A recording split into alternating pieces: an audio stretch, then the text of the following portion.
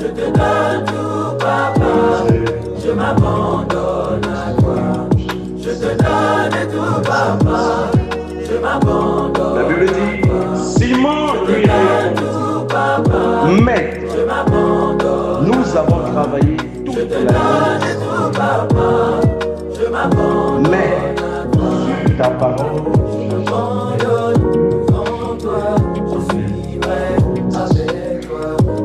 Seigneur notre Dieu, notre roi, nous venons de lire ta parole, Seigneur, et nous te prions de nous en donner le contexte pour la bénédiction de ce peuple. Chacun est venu avec un besoin caché dans les cœurs, je ne le connais pas. Mais utilise-moi simplement de façon surnaturelle afin de donner à chacun la réponse à son cœur. Afin qu'en sortant de ce lieu, Seigneur, qu'ils se rendent compte qu'ils ont été dans la présence de Dieu. Rapprochez davantage de toi, Seigneur, c'est ma prière. Au nom de Jésus-Christ, Amen. Que Dieu nous bénisse encore. Est-ce que nous sommes prêts pour l'exhortation? Alors l'exhortation de ce soir est intitulée « Sur ta parole ». Je répète, l'exhortation de ce soir est intitulée « Sur ta parole ». Nous avons lu tout à l'heure l'évangile de Luc au chapitre 5 au verset 5.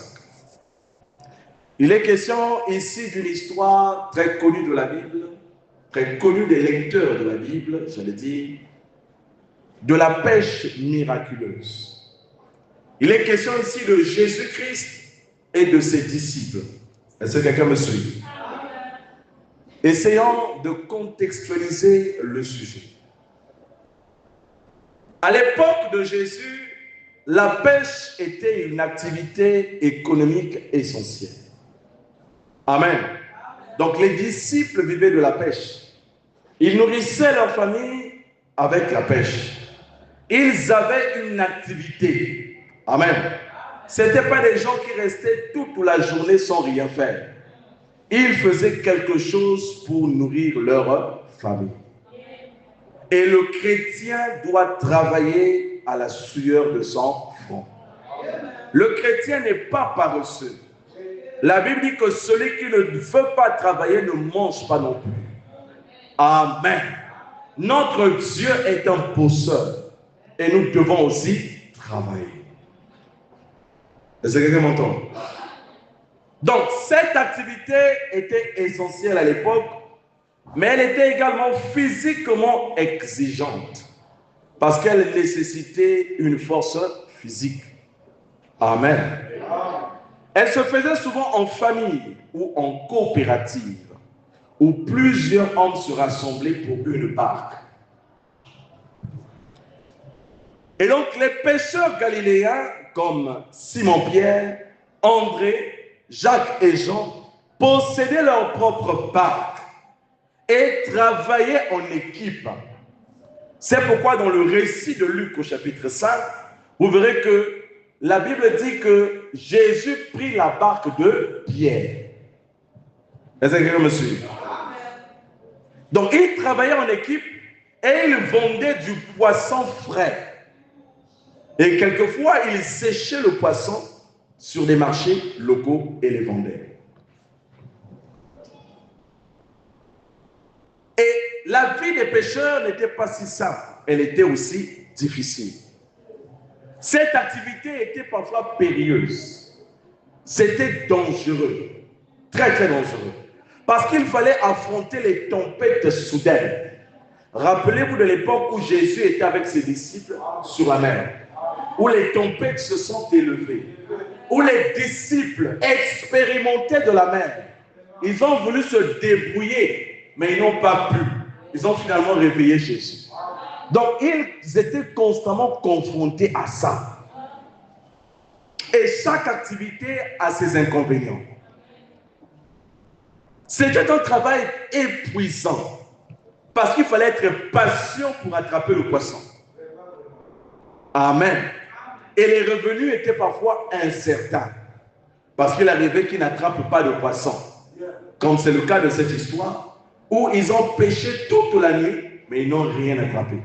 Même le plus petit des poissons, ils n'ont rien eu. Donc ça pouvait donner tout comme ça ne pouvait pas aussi donner. Amen. Il y a des jours comme ça. Quelquefois ça donne, quelquefois ça ne donne pas. Et la vie est faite ainsi. Quand ça donne, c'est à vous d'être sage, de savoir comment garder pour le lendemain. Quand vous recevez, ne finissez pas tout. Et Dieu fait toujours des choses ainsi. Mais pourtant, ces hommes étaient solides. Ils étaient persévérants et surtout courageux. Et ce sont des qualités que Jésus avait aimées des disciples, qu'il avait aimées de Pierre. Maintenant, venons-en à notre sujet.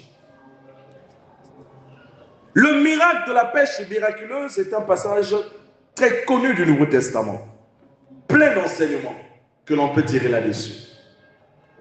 Et vous remarquerez qu'il y a deux récits qui parlent de la pêche miraculeuse. Vous retrouvez ce récit dans Luc au chapitre 5, à partir du verset 1 jusqu'au verset 11. Vous retrouvez aussi le récit de la pêche miraculeuse dans Jean chapitre 21, à partir du verset 1 jusqu'au verset 14. Donc quand vous lisez ces deux récits, ça parle de la pêche miraculeuse. Mais seulement ces pêches ont eu lieu à des temps différents. Le premier a eu lieu au début du ministère de Jésus et la deuxième pêche a eu lieu à la fin du ministère de Jésus. Amen. La Bible dit, comme Jésus se trouvait auprès du lac de Génézareth et que la foule se pressait autour de lui pour entendre la parole.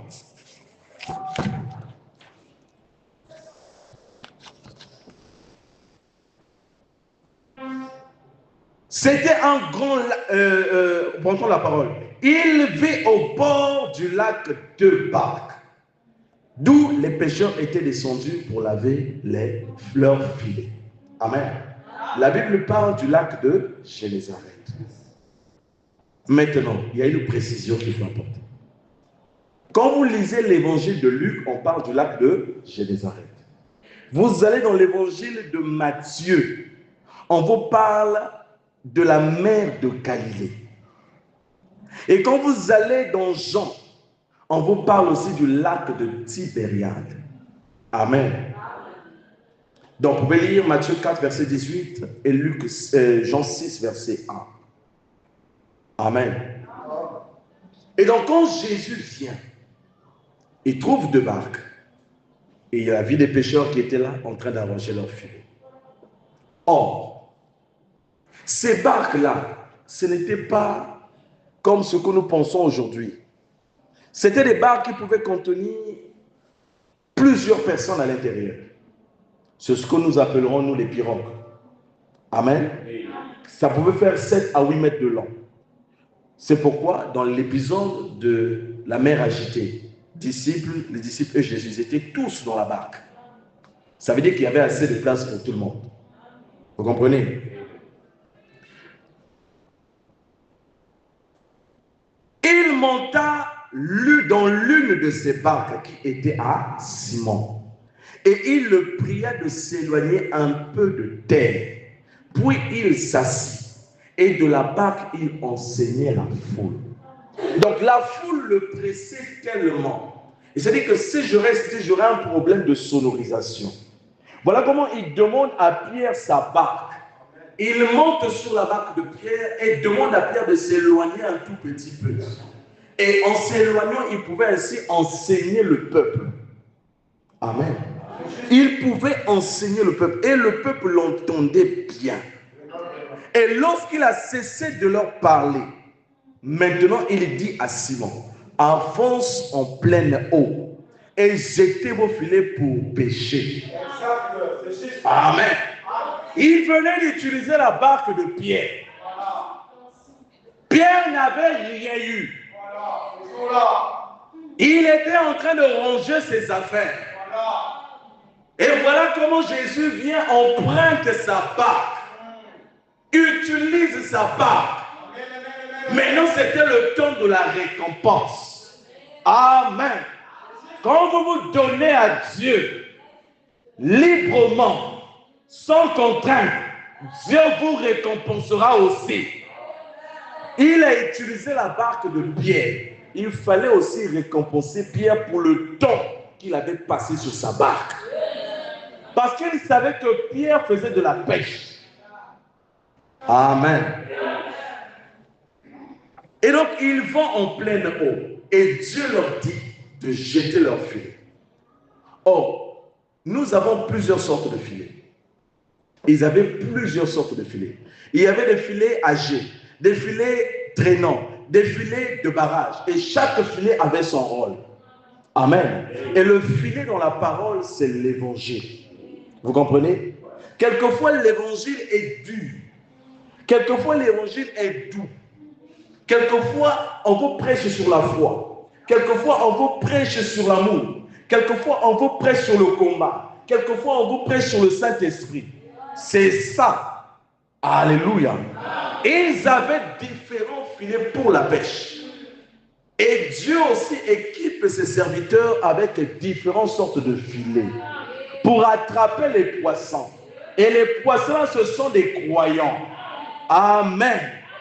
Ce sont des croyants. Et le prophète dit, dans les noces de l'agneau, prêché le 21 janvier 62, il dit, le royaume de Dieu est semblable à un homme qui a pris un filet et s'est rendu à la mer. C'est ce que Jésus a dit. Et l'a jeté dans la mer. Et quand il a retiré, il a attrapé plusieurs espèces. Mais le bon poisson, naturellement, était gardé. Et l'autre poisson, charognard, est retourné dans l'eau, tel que l'écrevisse, et les serpents, les lézards, et les tortues d'eau douce, et autres. Mais le filet de l'évangile attrape tout cela. Amen. Ce n'est pas à vous et moi de dire qui est poisson et qui ne l'est pas. Nous ne savons pas. Nous ne faisons que jeter le filet et le retirer. Nous n'avons pas à juger des gens. Toi, tu n'es pas fils de Dieu. Toi, tu es fils de Dieu. Chacun est appelé à manifester ses vertus. Parce qu'on reconnaîtra chacun par ses fruits. Et vous retrouverez cette parabole-là dans Matthieu chapitre 13, verset 47. Mais là n'est pas la question. Ils vont en pleine eau. Et Jésus dit à Pierre de jeter leur filet. Et ils avaient souvent l'habitude de pêcher la nuit. Parce que la nuit, les eaux sont plus fraîches. Les poissons remontent à la surface. Et les filets étaient moins visibles. Ils pouvaient facilement attraper du poisson.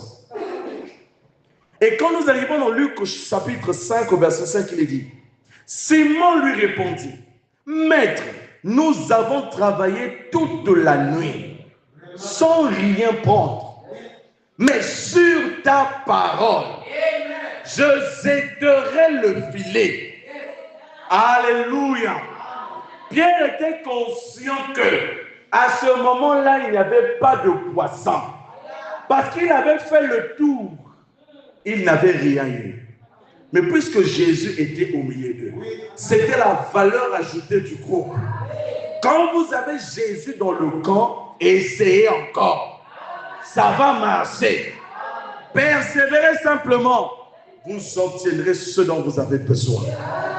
Et donc, cette expression résume l'attitude de tout vrai disciple. Sur ta parole. Ça veut dire, je ne comprends peut-être pas, je ne vois pas comment, mais je te fais confiance. Apprenons à faire confiance à Dieu. Nous avons essayé, nous avons échoué, c'est vrai. Nous avons essayé, nous avons réessayé, nous avons échoué, c'est vrai. Mais maintenant, Jésus te dit, jette ton filet. Et nous devons nous reposer sur la parole de Jésus. Amen. Dire sur ta parole à Dieu, c'est choisir la foi au-dessus de la logique, au-dessus des raisonnements. Tu ne raisonnes pas, mais tu crois simplement à la parole qui sort de la bouche de Dieu. C'est obéir même quand on ne voit pas encore le résultat. Le résultat n'est pas là, mais tu crois que ça va se faire. et laisser Dieu qui est le maître de la situation. Pierre dit à Jésus, mais nous avons péché toute la nuit. Il dit, jette le filet. La foi ne regarde pas aux circonstances. La foi regarde à la promesse de Dieu. Les circonstances peuvent varier, mais la parole de Dieu reste la même. Elle ne change pas. Apprenons à regarder à la promesse, non pas à la circonstance qui est devant nous. Parce que la circonstance te donne toutes les raisons de ne pas croire. Mais la promesse de Dieu te donne la foi de croire, même quand tu ne vois pas. Les circonstances disent c'est inutile, mais la parole te dit jette ton filet. Et il a obéi. Et cette obéissance a produit le miracle de la pêche. Quand nous nous accrochons sur la parole de Dieu, le miraculeux doit forcément se produire. Et Dieu, il avait déjà parlé. Il avait dit que Dieu ne peut pas prononcer sa parole et que cette parole revienne à lui sans effet. Ce n'est pas possible. Il a donné sa parole et cette parole doit forcément s'accomplir. Donc pour Jésus, la situation était déjà résolue. Il y avait du poisson là. Et même s'il n'y avait pas du poisson, il était le créateur. Il pouvait créer le poisson et faire du bien à ses disciples. Alors là, ils prirent une grande quantité de poissons. Et ils se réjouissent. Et ils ont même appelé les autres qui sont venus les aider à prendre cette quantité de poissons-là. Et quand Pierre a vu cela, il s'est incliné. Il a dit, Seigneur, je suis indigne. Le miracle que je viens de voir là, moi je suis pécheur, j'ai de l'expérience. Mais ce que je viens de voir, il n'y a que Dieu qui peut faire. Il s'est incliné. Amen. Et il y a des circonstances où Dieu vous ferme la bouche. Vous raisonnez tellement trop que voilà que Dieu décide d'accomplir un miracle sous vos yeux. Et vous n'avez plus de mots, si ce n'est que vous incliner et dire, Seigneur, tu as gagné. Amen. Il est le maître des temps et des circonstances. Il savait exactement où se trouvait le poisson. Quand on est venu demander à Jésus de payer l'impôt, il a dit à Pierre, rapproche-toi de l'eau. Il y aura un poisson là-bas. Ouvre sa bouche et tu prendras une pièce. Tu paieras l'impôt pour toi et pour moi. Amen. Il connaissait l'emplacement de chaque chose. Et Dieu connaît exactement ce qui te fera plaisir. Il sait exactement ce qui peut te réjouir. Alors tout ce qu'il te demande, c'est de croire en sa parole. T'appuyer sur sa parole. Ne pas te limiter à ce que tu vois ou à ce que tu entends. Ça va t'embrouiller. Les gens viennent te dire tout et n'importe quoi. Mais n'écoute pas ce qu'ils disent. Ferme tes yeux à ça. Dis-toi que c'est écrit cela. Et il m'a dit qu'il le fera. Et il le fera. C'est ça la foi, mon frère. La foi ne regarde pas aux circonstances. Mais la foi croit fermement. Est-ce que quelqu'un m'entend? Je ne sais pas pourquoi ça va doucement comme ça. Mais il veut que ça aille doucement comme ça. Sur ta parole. Ne raisonnons pas avec la parole. Apprenons à faire confiance à Dieu. Imaginons un seul instant que Dieu se révèle à toi par une vision, par une voix audible. Ils te disent, tu es là. Il dit, lève-toi, sors. Il dit qu'il y a un trou devant toi, saute. Mais toi, tu vois qu'il n'y a pas de trou. Tu feras quoi? Tu vas sauter ou bien tu vas raisonner? C'est ça la foi. Quand la foi veut être exercée, c'est-à-dire que la situation qui est devant toi est contraire à ce que ton raisonnement te dit. C'est-à-dire qu'il y a une opposition totale, c'est irréel. Vous comprenez cela? Il y a dans l'histoire de l'Église un homme. Je ne sais pas si c'est un homme qui existe encore. Mais c'est un serviteur de Dieu. Dieu lui dit, va à l'aéroport. Il devait aller prêcher l'évangile. Il arrive à l'aéroport, il n'avait pas de billet. Il n'avait rien.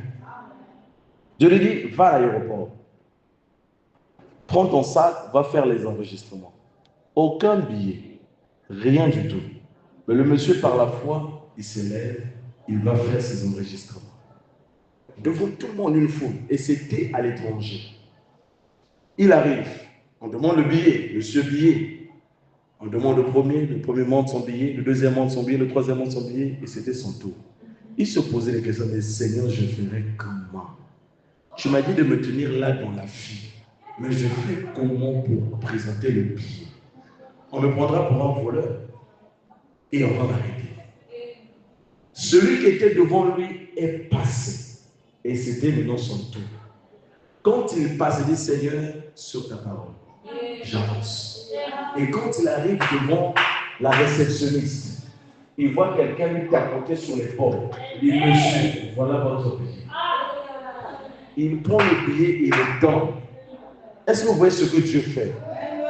C'est-à-dire qu'il t'emmène jusqu'au bout du rouleau. Il t'emmène jusqu'au point du mur. Tu n'as plus d'issue. Tu n'as plus d'endroit où passer. Et c'est là où la foi intervient. Amen. Là où ton intelligence s'arrête, c'est là où tu dois faire appel à l'intelligence supérieure. Là où ta connaissance est limitée, fais appel à la connaissance supérieure. C'est ça la foi. Nous parlons de la foi, j'ai la foi, j'ai la foi, j'ai la foi. Mais quand on te met devant une situation contraire, tu fais comment? J'ai la foi. Oui, tu as la foi. Mais montre-moi les expériences que tu as la foi. Amen. Il y a un autre frère encore. Lui, là, il avait une foi terrible. Il sort, il dit que je veux rentrer à la maison, mais je n'ai pas envie de prendre le bus, je veux prendre le taxi. Mais je n'ai pas d'argent. Il dit, mais je crois qu'en prenant ce taxi-là, quand je vais arriver chez moi, là, quelqu'un viendra payer pour moi. Il prend le risque. Il entre dans le taxi. Il arrive sur place. Dès qu'il s'arrête, il voit un frère. Oh, bien-aimé, Dieu te bénisse, comment tu vas? Laisse-moi payer. Est-ce que vous voyez le niveau de foi? Dieu veut nous emmener là. Et nous ne pouvons pas être enlevés sans cette foi de l'enlèvement. Si tu n'as même pas la foi pour guérir un mal de dents, comment pourrais-tu être enlevé? Il y a un enlèvement qui arrive. Et nous devons nous accrocher à la parole. Arrêtez de croire aujourd'hui et demain tu recommences à croire. Donc aujourd'hui tu es positif, demain tu changes encore. Demain tu es positif, demain, mais tu es jusqu'à une sorte de croyant. Tu es instable dans ta foi. Mais ta foi doit être focalisée sur Jésus. Les disciples n'ont pas réfléchi. Ils ont pris le filet, ils ont jeté. Et quand ils ont jeté le filet, ils ont ressorti le filet. Il y avait tellement de poissons. Mais c'était une pêche qui a pris naissance par la foi d'une personne. Sur ta parole. Oui, merci. S'il n'y avait pas la foi là, il ne devait pas avoir le miracle. Oui. Donc c'est la foi de Pierre qui a produit le miracle du poisson.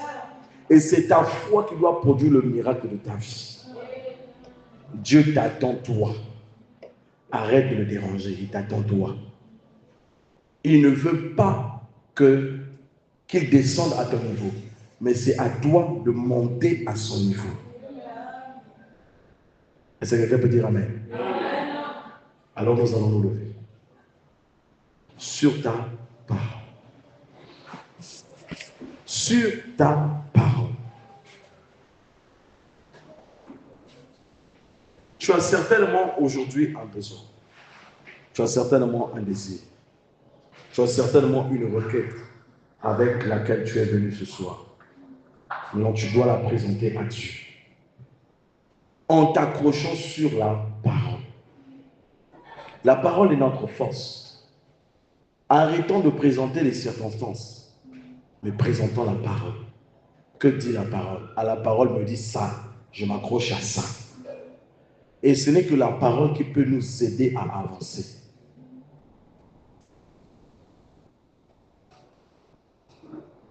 Alors, nous allons commencer à nous mettre à prier.